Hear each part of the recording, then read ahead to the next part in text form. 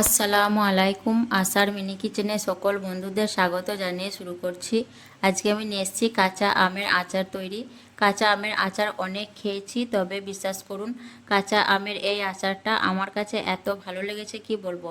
বানানো একদমই সহজ, সামান্য কয়েকটা মশলা আর কোনোরকম তেল ছাড়াই বানিয়ে নিতে পারবেন। একদম মুখে লেগে থাকার মতো টক মিষ্টি ঝাল ঝাল এই আচার। এইভাবে যদি একবার বাড়িতে আচার বানানো হয়, দেখবেন বাড়ির সবাই কিন্তু নিমেষেই শেষ করে দেবে, এতটাই ভালো লাগে এই আচারটা। আর বছর জুড়ে সংরক্ষণ করেও খেতে পারবেন, কোনো রকম রোদে দেওয়ার ঝামেলা ছাড়াই। কোনো রকম রোদে দিতে হবে না, সারা বছর সংরক্ষণ করে খেতে পারবেন। তো চলুন আজকের এই আচারের রেসিপিটি দেখে নেওয়া যাক। আর যারা নতুন বন্ধু আমার ভিডিওটি দেখছেন, ভালো লাগে তাহলে অবশ্যই আমার চ্যানেলটিকে সাবস্ক্রাইব করে আমার পাশে থাকবেন। কাঁচা আমের আচার বানানোর জন্য দেখুন এখানে আমি 500 গ্রাম কাঁচা আম নিয়ে নিয়েছি। আর আমের সাইজটা দেখুন, বড় না আবার খুব বেশি ছোটও না, একদম পারফেক্ট সাইজের আছে আমগুলো। এরকম সাইজের কিন্তু আমটা নিতে হবে এই আচারটা বানানোর জন্য। তো আমি প্রথমে আমগুলোকে কেটে নেব, তার জন্য দেখুন একটা বটি নিয়ে নিয়েছি। বটি দিয়ে আমি আমগুলোকে কেটে নেব। প্রথমে আমের মুখটাকে কেটে বাদ দিয়ে দিচ্ছি, দিয়ে খোসাগুলোকে ছাড়িয়ে নেব। আর আমগুলো গাছ থেকে পেড়ে আনা টাটকা আম, তার জন্য দেখুন আমগুলোর থেকে আঠা বের হচ্ছে, এতে করে হাতের মধ্যে স্লিপ কাটছে আমটা কাটার সময়। তার জন্য আমি একটু বেশ ধীরে সুস্থে আমটাকে কেটে নিচ্ছি। আমের খোসাটাকে ছাড়িয়ে নেওয়ার পর দেখুন আমটাকে আমি মাঝ বরাবর কেটে নিচ্ছি।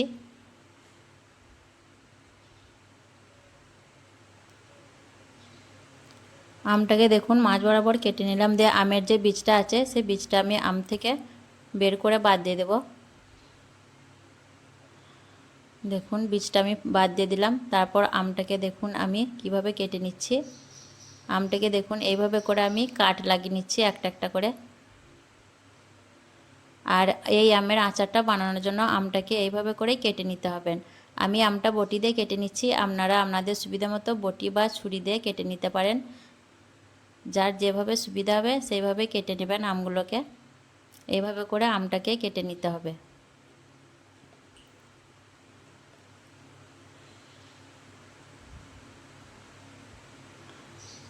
তো দেখুন আমটাকে আমি এইভাবে করে কেটে নিলাম, কাট লাগিয়ে লাগিয়ে এইভাবে করে আমগুলোকে কেটে নিতে হবে। আর আমগুলো খুব নরম, তার জন্য আমের শেষ অংশটা কেটে বাদ চলে গেল, ওটা কোনো অসুবিধা নেই। বাকি আমগুলোকে দেখুন আমি একইভাবে কেটে নিচ্ছি।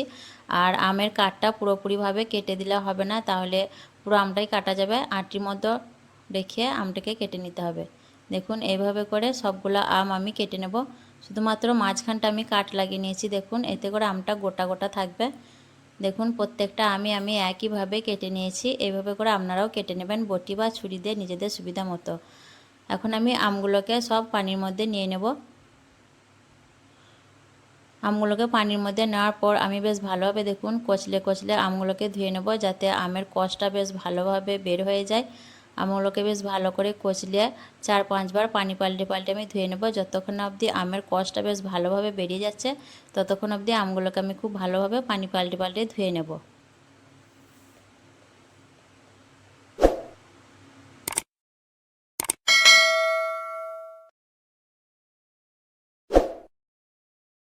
আমগুলোকে আমি বেশ ভালোভাবে পানি পাল্টে পাল্টে দেখুন ধুয়ে নিয়েছি পরিষ্কার করে, পানির মধ্যে আর আমের কষটা একটু নেই। এখন আমি আমগুলোকে বেশ ভালোভাবে পানি থেকে ঝরিয়ে নিচ্ছি। তারপর একটা ছিদ্রওয়ালা পেঁচের মধ্যে আমগুলোকে আমি নিয়ে নিচ্ছি, যাতে আম থেকে পানিটা খুব ভালোভাবে ঝরে যায়। আর আমের পানিটাকে বেশ ভালো করেই ঝরিয়ে নিতে হবে, আমের মধ্যে যাতে পানিটা না থেকে যায়। খুব ভালোভাবে পানিগুলোকে আমি দেখুন ঝরিয়ে পেঁচের মধ্যে নিয়ে নিচ্ছি, দিয়ে পানিটাকে বেশ ভালোভাবে একটু ঝরিয়ে নেব।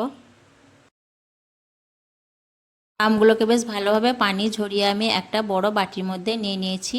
এখন আমি এর মধ্যে দিয়ে দেবো চিনি। 500 গ্রাম আমের জন্য এখানে আমি 250 গ্রাম চিনি নিয়েছি। আর চিনিটা এখন আমি আমের মধ্যে দিয়ে দিচ্ছি। আর মিষ্টিটা অবশ্যই নিজেদের পছন্দ অনুযায়ী কম বেশি দিতে পারেন। এখানে আমি সম্পূর্ণ চিনিটা দিলাম না, অল্প চিনি রেখে দিলাম, যেহেতু চিনির দানাটা মোটা তার জন্য আমি সবটা দিইনি। দিয়ে দিলাম 1 চিমটি নুন, আর দিয়ে দিচ্ছি 1 ছিপি ভিনিগার। ভিনিগারটা দিলে আচারটা খারাপ হওয়ার ভয় থাকে না, সারা বছর সংরক্ষণ করে খেতে পারবেন। অল্প যদি ভিনিগার আচারের মধ্যে ব্যবহার করেন, আচারটা কিন্তু কোনো রকম খারাপ হওয়ার ভয় থাকে না। দিয়ে আমি দেখুন চিনিটাকে আমের সঙ্গে বেশ ভালোভাবে চামচ দিয়ে মিশিয়ে নিচ্ছি। আমটাকে বেশ ভালোভাবে চিনির সঙ্গে এভাবে করে মিশিয়ে নিতে হবে। আমের সঙ্গে চিনিটাকে বেশ ভালোভাবে মিশে নেওয়ার পর আমি ঢাকনা দিয়ে কিছুক্ষণ রেস্টে রেখে দেবো, যাতে চিনিটা কিছুটা গলে যায়। আর আপনাদের হাতে যদি সময় বেশি থাকে তাহলে 1 ঘন্টাও রাখতে পারেন। আর এদিকে আমি গ্যাস অন করে কড়াই বসিয়ে দিয়েছি একটা মশলা বানাবার জন্য। তার জন্য দিয়ে দিলাম একটা শুকনো লঙ্কা, ছোটো চামচ 1 চামচ গোটা জিরে, 1 চামচ গোটা ধনে আর 1 চামচ 5 ফোড়ন। আমি লো ফ্লেমে বেশ ভালোভাবে মশলাটাকে ভেজে নেব, যাতে মশলা থেকে সুন্দর একটা ফ্লেভার বেরিয়ে আসে। আর মশলাটা অবশ্যই লো ফ্লেমে ভাজবেন, খুব বেশি পুড়িয়ে ভাজা যাবে না মশলাটা, তাহলে এই মশলার যে সুন্দর একটা ফ্লেভার সেটা নষ্ট হয়ে যাবে। মশলাটাকে বেশ একটু সময় নিয়ে আমি লো ফ্লেমে ভেজে নিচ্ছি।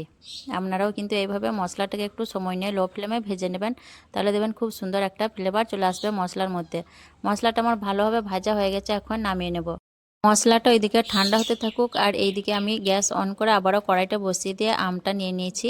15 মিনিট পর দেখুন চিনিটা অনেকটাই গলে গেছে। আপনারা যদি 1 ঘন্টা রেস্টে রাখেন তাহলে চিনিটা পুরোপুরিভাবেই গলে যাবে।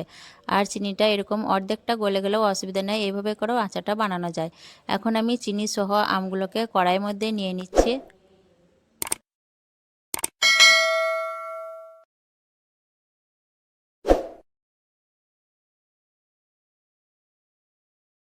প্রথমেই দেখুন আমি আমের মধ্যে যে চিনিগুলো আছে গোটা গোটা, এই চিনিগুলোকে একটু গলিয়ে নেব। আর এই পর্যায়ে আমি গ্যাসের ফ্লেমটাকে মিডিয়ামে রেখেছি, মিডিয়াম ফ্লেমে রেখে আমি চিনিগুলোকে গলিয়ে নেব।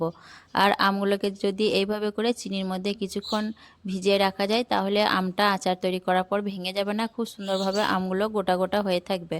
তার জন্য আমি আমগুলোকে বেশ কিছুক্ষণ চিনির মধ্যে রেখে দিয়েছিলাম। দিয়ে আমি মিডিয়াম ফ্লেমে দেখুন চিনিগুলোকে একটু গলিয়ে নেব। কিছুক্ষণ পর দেখুন চিনিগুলো বেশ ভালোভাবে গলে গেছে। আর আচারের মধ্যে কিন্তু আমি কোনো রকম তেল ব্যবহার করিনি, তেল ছাড়াই কিন্তু আচারটা বানিয়ে নিচ্ছি। এখন আমি একটু নাড়াচাড়া করে নিলাম হালকা হাতে, দিয়ে এর মধ্যে আমি দিয়ে দিচ্ছি দেখুন ছোট্ট চামচে 1 চামচ কাশ্মীরি লাল লঙ্কার গুঁড়ো, সুন্দর একটা কালারের জন্য। আর দিয়ে দিচ্ছি একটা গোটা তেজপাতা।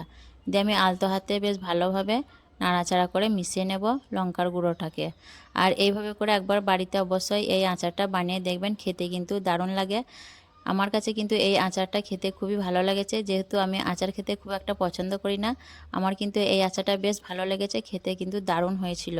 তো আপনারাও একবার এইভাবে করে আচারটা বাড়িতে বানিয়ে দেখবেন, বাড়ির লোকেরা নিমেষেই কিন্তু এই আচারটাকে খেয়ে শেষ করে দেবে, এতটাই মজার হয় এই আচারটা।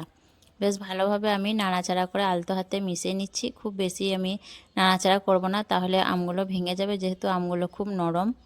ভালোভাবে নাড়াচাড়া করে মিশে নেওয়ার পর আমি এখন ঢাকনা দিয়ে 10 মিনিটের মতো হতে দেব, তাহলে আমটা খুব ভালোভাবে সেদ্ধ হয়ে যাবে। আর ততক্ষণে আমি শুকনো খোলায় যে মশলাটা ভেজে রেখেছিলাম সেই মশলাটাও এখন ঠান্ডা হয়ে গেছে। এখন আমি একটা হামেলদিস্তা নিয়েছি, হামেলদিস্তায় মশলাটাকে আমি গুঁড়ো করে নেব। আমি মশলাটা হামেলদিস্তায় গুঁড়ো করে নিচ্ছি, আপনারা কিন্তু শিলপাটাতেও করে নিতে পারেন, নিজেদের সুবিধা মতো করে নেবেন। মশলাটা আমি খুব বেশি মিহি করে গুঁড়ো করব না, একটু দানা দানা ভাব রেখে গুঁড়ো করে নেব। তো মশলাটা দেখুন আমার গুঁড়ো করা নেওয়া হয়ে গেছে। এখন মশলাটাকে আমি একটা প্লেটের মধ্যে নিয়ে নিচ্ছি।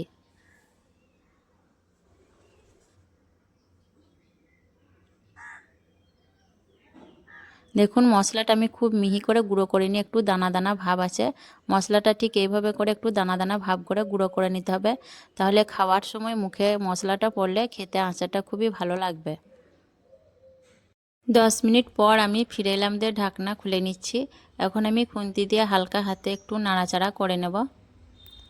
আর আমগুলো কিন্তু খুব সুন্দরভাবে সেদ্ধ হয়ে গেছে 10 মিনিট রান্না করার পর। এখন একটু নাড়াচাড়া করে নিয়ে তারপর আমি আপনাদের দেখিয়ে দেব।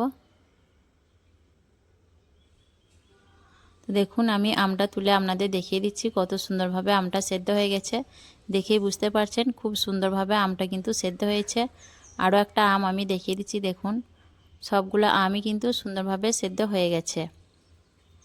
এখন আমি আগে থেকে যে মশলাটা গুঁড়ো করে রেখেছিলাম সেই মশলাটা আমি আচারের মধ্যে দিয়ে দিচ্ছি। পুরোটা মশলা আমি আচারের মধ্যে দিয়ে দিচ্ছি। এই মশলাটা আচারের মধ্যে ব্যবহার করলে খুব সুন্দর একটা ফ্লেভার আসে আচারের মধ্যে। আমি হালকা হাতে নাড়াচাড়া করে একটু মিশিয়ে নেব ঝোলের সঙ্গে, যাতে মশলাটা ভালোভাবে মিশে যায়, তাহলে আমের মধ্যে মশলার ফ্লেভারটা খুব সুন্দরভাবে ঢুকে যাবে। দিয়ে আমি আলতো হাতে নাড়াচাড়া করে আরও 2 মিনিটের মতো এটা হতে দেবো লো ফ্লেমে, তাহলেই আমার আচারটা সম্পূর্ণ তৈরি হয়ে যাবে।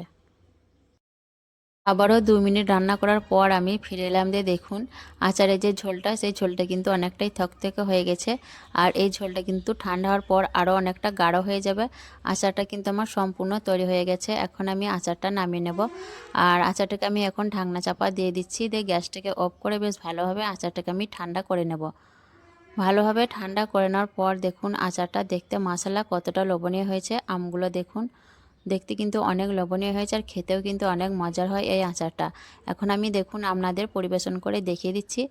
আর খুবই মজার হয় এই আচার, একদম টক ঝাল মিষ্টি আর রসালো, খেতে কিন্তু দারুণ লাগে।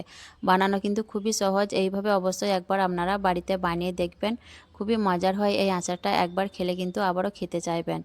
তো আজকের এই আচারের রেসিপি কেমন লেগেছে অবশ্যই কমেন্টে জানাবেন। ভালো লাগলে লাইক করবেন, শেয়ার করবেন আর আমার চ্যানেলটিকে সাবস্ক্রাইব করে আমার পাশে থাকবেন।